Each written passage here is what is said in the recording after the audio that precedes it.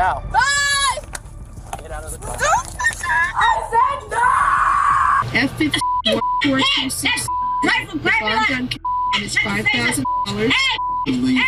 From masterminds behind international drug rings and prison escape to a crypto queen who vanished with billions, here are 12 of the most wanted women in the world caught on camera for the first time. Number 12. Kristi Amberg. Kristi Amberg, an Estonian national, became notorious amongst law enforcement agencies in various countries for her involvement in drug trafficking.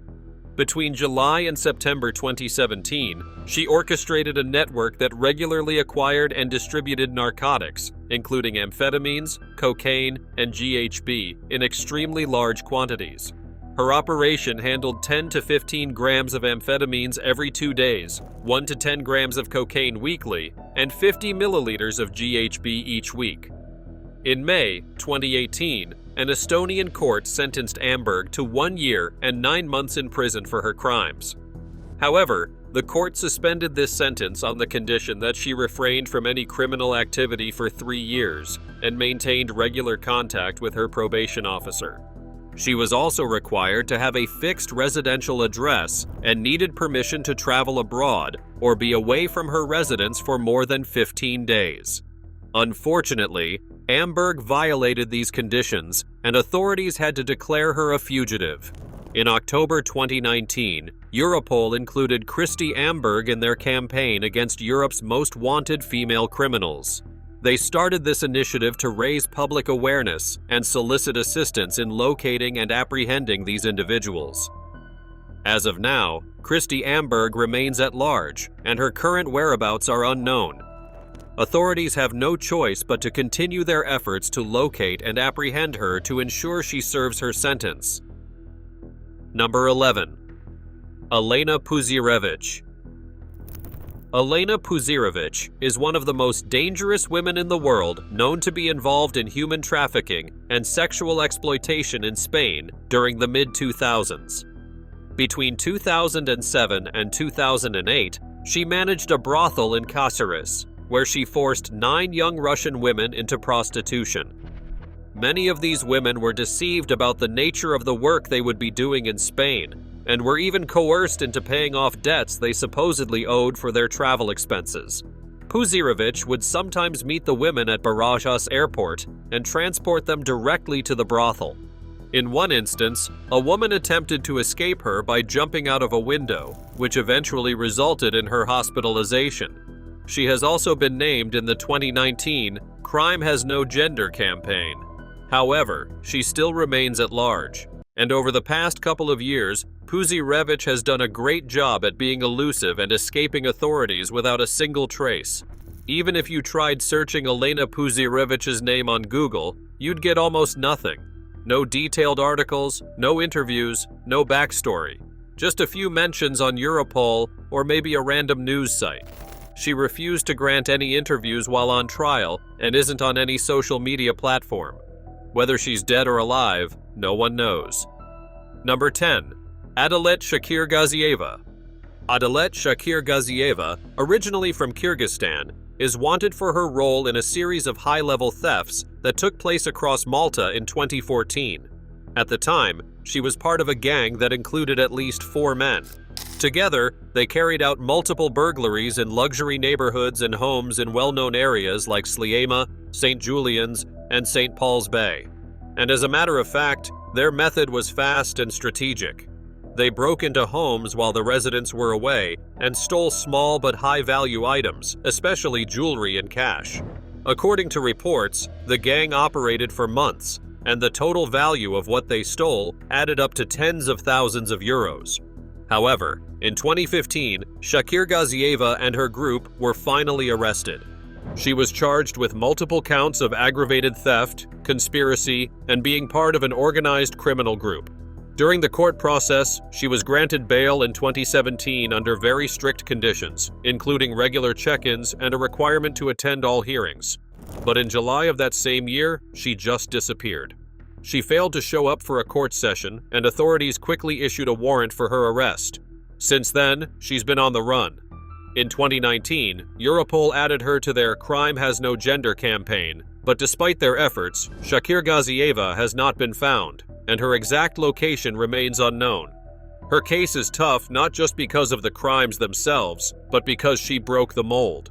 Female suspects involved in organized burglary rings are rare, and her disappearance mid-trial turned what was already a serious case into an international manhunt. Number 9. Sarah Barras. Sarah Barras is a British woman who became popular, but for the wrong reasons.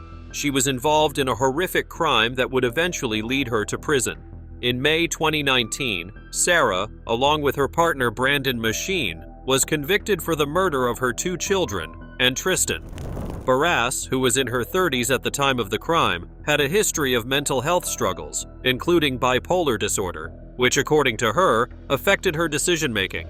However, the lawyers and experts involved in the case noted that her mental health may have indeed played a role in her actions, but it did not excuse the severity of her crime. As a matter of fact, Barras and her partner attempted to kill all 6 children, but ended up murdering the 2 oldest boys in what authorities described as a premeditated attack. After the murder, they attempted to cover up the crime and presented a false account of events to law enforcement.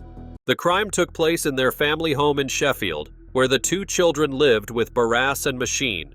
And contrary to their claims, all the details of investigation revealed that the mother and her partner had planned the deaths with the intent to end the children's lives. And it got even more sickening when experts found out that their motives were linked to financial and personal struggles. After their arrest, both Barras and Machine were sentenced to life imprisonment. Number 8. Rosemary West. Rosemary West is a British woman notorious for her involvement in a series of horrific crimes committed alongside her husband, Fred West. Born on November 29, 1953, in the United Kingdom, Rosemary had an extremely troubled childhood. She was raised in a dysfunctional family, and so a day rarely went by where she didn't experience emotional and physical abuse. And in the long run, it played a role in her later life and actions. In the 1970s, Rosemary met Fred West, and the two got into a relationship that became both abusive and deadly. Fred West was a very violent man whose life was full of manipulation, control, and crime. Together, the couple would lure young women into their home and subject them to unspeakable acts of violence. The crimes included kidnapping, sexual assault, and murder. Fred and Rosemary West were said to be responsible for at least 12 murders, though the true number is believed to be higher. And most of their victims were young women, some were even teenage girls. Rosemary not only participated, but also played a key role in some of the murders, and helped Fred to trap, torture, and kill the victims. The West's house in Gloucester, where they lived, became known as the House of Horrors after the crimes were uncovered. Authorities discovered that the couple buried some of their victims' bodies in the garden, while others were hidden inside the house. In 1994, Fred West was arrested, but while in police custody, he committed suicide. However, Rosemary was arrested and charged with the murder of several victims. During her trial, it was revealed that she had been involved in the deaths of at least 10 women. She was convicted of 10 different murders and sentenced to life in prison. And since then, Rosemary West has become one of the most infamous female serial killers in British history. Number 7. Ruja Ignatova. One of the most mysterious women and famous names in the world of crime is Dr. Ruja Ignatova, also known as the Missing Crypto Queen. She was born in 1980 in Rus, Bulgaria. When she was just 10 years old, her family moved to Germany, and she spent much of her childhood in a small town called Schramberg. Ruja was smart, really smart. She got her bachelor's degree from the University of Oxford in England, which is one of the top schools in the world. Then she went on to get a PhD in private international law from the University of Constance in Germany in 2005. But things took a dark turn in 2012. That year, she was convicted of fraud in Germany. It had to do with a company she helped buy that mysteriously went bankrupt not long after. Again, in 2013, Ruja got involved in a shady multi-level marketing scheme called Bitcoin, and just 1 year later, she launched her own crypto company called OneCoin. It promised big returns and looked flashy, but behind the scenes, it was a full-blown scam. By 2019, both Interpol and the FBI were on her trail. In fact, her brother was caught and ended up pleading guilty to fraud and money laundering tied to OneCoin. In 2022, the German police opened a money laundering case against Ruha. They were looking into a suspicious transfer of 7.69 million euros into one of her brother's private accounts back in 2016. That same year, in January, police searched several properties in cities like Frankfurt and Weilburg, hoping to find more clues. By May 2022, Europol had to officially add Ruha to its most wanted list. And the next month, the FBI placed her on their 10 most wanted fugitives list. Now, they're offering up to $100,000 for any information that leads to her arrest. After everything came out, OneCoin was exposed as one of the biggest cryptocurrency scams in history. Experts estimate that Rucha walked away with around $4 billion from people all over the world. In China alone, 98 people were prosecuted in connection to the scheme.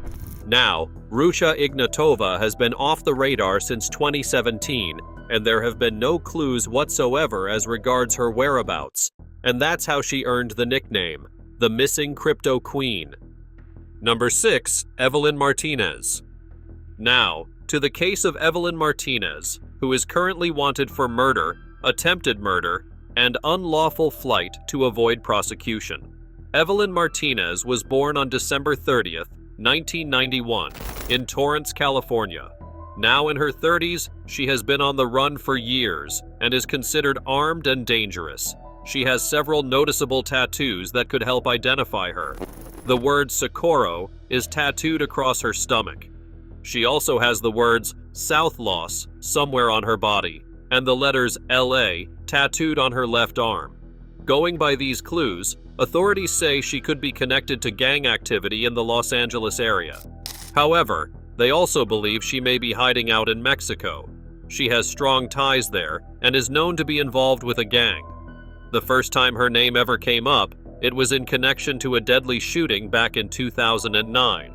On December 28th of that year, Evelyn Martinez was driving her boyfriend, Steven Aguilar Medina, through a neighborhood in Los Angeles that belonged to a rival gang.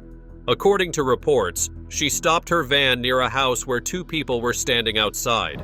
Her boyfriend then got out of the van, shouted a gang-related phrase, and opened fire, shooting multiple times. One of the victims died from the shooting, the other survived. And because Martinez was the one driving the car and helping her boyfriend get in and out of the area, police believe she played a direct role in the crime. She was later charged by the Superior Court of California with murder and attempted murder, and a state warrant was issued for her arrest. Then, on the 3rd of March, 2010, a federal arrest warrant was added by the United States District Court in California. Since then, Evelyn Martinez has been on the run and is considered extremely dangerous. Her state records have proven to be dead ends, and the public is advised to report her as soon as she is sighted. Number 5. Sarah Pender. Sarah Jo Pender was born in 1979 in Indiana. She grew up in a fairly normal home and didn't seem like someone who would end up on the FBI's most wanted list. She was smart, did well in school, and eventually went to college. But her life took a turn in her early 20s. Do you have hope that you'll leave this prison? Sure, legally. In the late 1990s, Sarah started dating a man named Richard Hull. He had a rough background and was involved with drugs. The two of them moved into a house in Indianapolis with two roommates, Andrew Cataldi and Tricia Nordman. The roommates were known to be into drugs as well. Then, on October 24th, 2000, everything changed. Richard Hull shot and killed both Cataldi and Nordman in the house. Their bodies were later found stuffed inside a dumpster. At first, Richard Hull took the blame for the murders, but soon after, police started to suspect that Sarah had played a bigger role than she claimed. Prosecutors argued that Sarah had convinced Richard to kill their roommates. They said she planned it out, bought the gun, and helped clean up after the murders. In 2002, Sarah was convicted of aiding and abetting the killings and was sentenced to 110 years in prison. But in 2008, while serving time at Rockville Correctional Facility, she escaped. I was having, when I was planning my escape, I planned on doing it by myself, but I needed money and I didn't want to ask my family because I would have to lie to them about what it was for. A prison guard named Scott Spittler, who had fallen in love with her, helped her break out by smuggling in clothes and driving her away from the prison. Sarah was on the run for over 4 months. She used fake names and even got plastic surgery to change her appearance. The FBI had to add her to their most wanted list and offered a $25,000 reward. She was finally caught in December 2008 in Chicago after someone recognized her from the TV show America's Most Wanted. Since then, Sarah Pender has been back in prison to serve her full sentence. Number 4. Sharon Carr. Sharon Carr, also known as the Devil's Daughter, was born in Belize in 1979 and moved to the UK as a child. She lived in Camberley, Surrey, and had quite a troubled childhood. From a young age, Sharon had always shown signs of violent behavior. She often got into fights at school and was known for being very aggressive, but no one expected just how dangerous she would become. At just 12 years old, Sharon Carr committed a gruesome crime that made her the youngest female murderer in Britain. On June 7, 1992, 18-year-old Katie Ratcliffe was walking home after a night out in Farnborough, Hampshire, but she never made it home. Her body was found the next day. She had been stabbed more than 30 times in a random, brutal attack. At the time, police had no idea who did it. Sharon wasn't even a suspect. She was just a child. But a year later, she was arrested for attacking a classmate with a knife at school. And, while being held at a youth facility, Sharon started writing disturbing diary entries. In them, she described killing Katie in graphic detail, even mentioning things that had never been made public. That's when police realized they had found the killer. In 1997, Sharon Carr went on trial for Katie Ratcliffe's murder. She was just 17 years old at the time of her conviction. The court heard how Sharon had shown no remorse and even seemed proud of what she had done. Eventually, she was sentenced to life in prison for murder. Over the years, Sharon's behavior in prison has remained violent and unpredictable. She's attacked both inmates and staff and has been moved to different high-security hospitals and prisons. As of now, she's described as one of the most dangerous female prisoners in the UK. In recent years, she's applied for parole but has been denied due to ongoing concerns about her mental health and violent behavior. As we speak, she's still being held in secure facilities and remains a danger to the public. Number 3. Donna Joan Borup.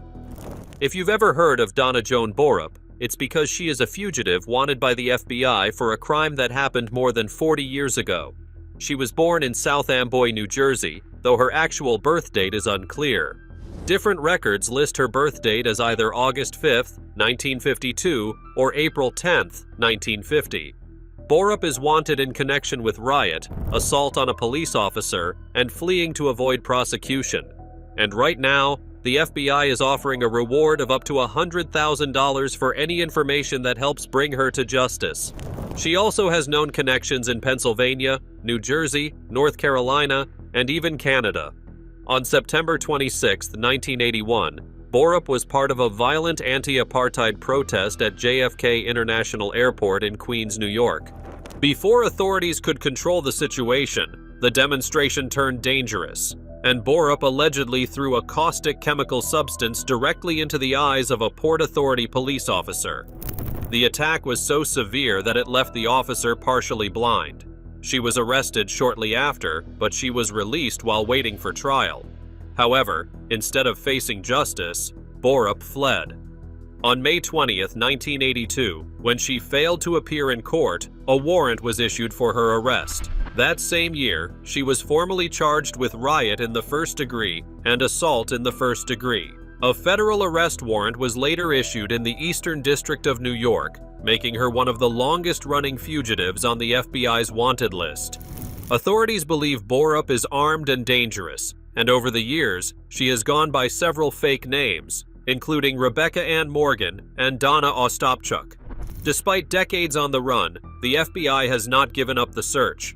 They continue to urge the public to come forward with any information that could lead to her capture and prosecution. Number 2. Erin Caffey. Erin Caffey was born in Texas in 1991. She grew up in a small town called Alba with her parents, Terry and Penny Caffey, and 2 younger brothers. By all accounts, Erin came from a loving religious family. Her father was a church minister, and they were known for having strong Christian values. But everything changed when Erin started dating a 19-year-old, Charlie Wilkinson. She was only 16 at the time, and her parents didn't approve of the relationship. They thought Charlie was too old for her and were worried about his influence. Eventually, her parents told her to stop seeing him, and that's when things changed, for the worse. What did you think was going to happen? That they weren't really going to do it. You thought they would chicken out or something at the end? On the night of March 1st, 2008, Erin helped plan an attack on her own family. Charlie Wilkinson, his friend Charles Wade, and Wade's girlfriend Bobby Johnson carried out the crime. Charlie and Charles entered the Caffey home while the family was sleeping. They shot Erin's mother and 2 younger brothers, ages 8 and 13. Then they set the house on fire. I probably added fuel to the fire. You wanted them dead. Erin's father, Terry, was shot multiple times but miraculously survived. Erin didn't physically take part in the murders, but she was waiting in the car during the killings and had helped plan everything. According to police, she wanted her parents dead because they had come between her and her boyfriend. After the attack, police quickly tracked down the group. But after just 2 days, the disturbing truth had emerged. The police went to the hospital to break the news to Terry that his daughter was involved. During questioning, Charlie confessed and told investigators that Erin had been part of the plan, after which she was arrested and charged with 3 counts of capital murder. Because she was only 16, Erin couldn't face the death penalty. In 2009, she pleaded guilty and was sentenced to 2 life sentences plus 25 years, with the possibility of parole after 40 years. Number 1. Alam Ahmed Al-Tamimi. ورحمة الله تعالى وبركاته. بداية من لا يشكر الناس لا يشكر الله. أبدأ بشكر ائتلاف مغاربة الانتفاضة الفلسطينية. At the very top of this list is Alam Ahmed Al-Tamimi, who isn't just a wanted criminal, but a dangerous terrorist and a threat to society. She was involved in a deadly suicide bombing that took place on August 9th, 2001, at a busy Sbarro pizza restaurant in Jerusalem. The attack killed 15 innocent people, including 2 American citizens, and injured more than 100 others. حفظت شكله وانتقلنا إلى المرحلة الفعلية. According to investigators, Al-Tamimi helped plan the attack, chose the location, and even escorted the suicide bomber to the restaurant, knowing exactly what was about to happen. She was arrested, convicted, and sentenced to prison in Israel for her role in the bombing. But in 2011, she was released early as part of a controversial prisoner swap deal. Over 1,000 Palestinian prisoners were exchanged for 1 captured Israeli soldier, and Al-Tamimi was one of those freed. Since then, she has become a fugitive, and the United States is actively trying to bring her to justice. The U.S. Department of Justice has charged her with conspiring to use and using a weapon of mass destruction that resulted in the death of American citizens outside the U.S.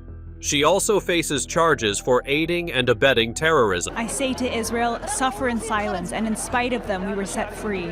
I thank God that I'm with my family. My feelings can't be translated. All the dictionaries in the world can't translate my feelings. In fact, the U.S. government is currently offering a reward of up to $5 million for any information that leads to her arrest or conviction. Authorities say Al-Tamimi uses multiple fake names, up to 13 different aliases, and she speaks both Arabic and English. A sealed criminal complaint and arrest warrant were issued for her back in July 2013 and became the first known member of the Arab League to be charged in a U.S. court for an act of Islamic terrorism. An Interpol arrest warrant was also issued for her, but in 2021, it was unexpectedly dropped. Today, Al-Tamimi is believed to be living in Jordan, where she has avoided extradition despite U.S. efforts. Her case continues to frustrate the families of the victims, and the search for her remains one of the highest priorities for U.S. counterterrorism officials. If you think these stories are wild, Just wait till you see what we have for you next. Hit that like button, subscribe for more jaw-dropping stories, and let us know in the comments who shocked you the most.